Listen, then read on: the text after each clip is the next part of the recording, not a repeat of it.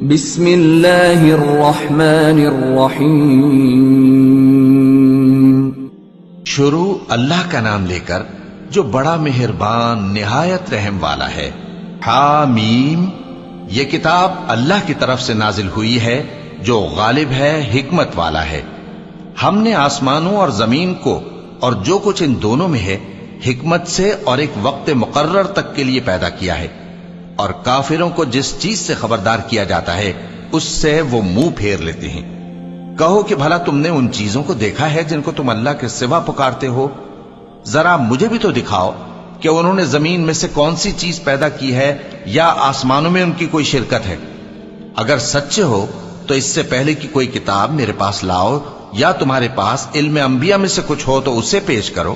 اور اس شخص سے بڑھ کر کون گمراہ ہو سکتا ہے جو ایسے کو پکارے جو قیامت تک اسے جواب نہ دے سکے اور ان کو ان کے پکارنے ہی کی خبر نہ ہو۔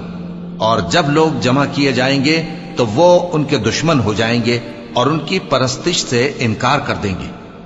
اور جب ان کے سامنے ہماری صاف صاف آیتیں پڑھی جاتی ہیں تو کافر حق کے بارے میں جبکہ وہ ان کے پاس آ چکا کہتے ہیں کہ یہ تو کھلا جادو ہے۔ کیا یہ لوگ کہتے ہیں کہ اس پیغمبر نے اس کو از خود گھڑ لیا ہے؟ کہہ دو کہ اگر میں نے اس کو اپنی طرف سے بنایا ہو تو تم اللہ کے سامنے میرے بچاؤ کے لیے کچھ اختیار نہیں رکھتے۔ وہ اس گفتگو کو خوب جانتا ہے جو تم اس کے بارے میں کرتے ہو، وہی میرے اور تمہارے درمیان گواہ کافی ہے، اور وہی تو ہے بڑا بخشنے والا مہربان۔ کہہ دو کہ میں کوئی انوکھا پیغمبر نہیں ہوں، اور میں نہیں جانتا کہ میرے ساتھ کیا سلوک کیا جائے گا اور تمہارے ساتھ کیا کیا جائے گا۔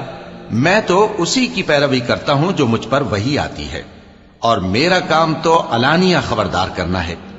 کہو کہ بھلا دیکھو تو اگر یہ قرآن اللہ کی طرف سے ہو اور تم نے اس سے انکار کیا، اور بنی اسرائیل میں سے ایک گواہ اسی طرح کی ایک کتاب کی گواہی دے چکا اور ایمان لے آیا، اور تم نے سرکشی کی، تو تمہارے ظالم ہونے میں کیا شک ہے؟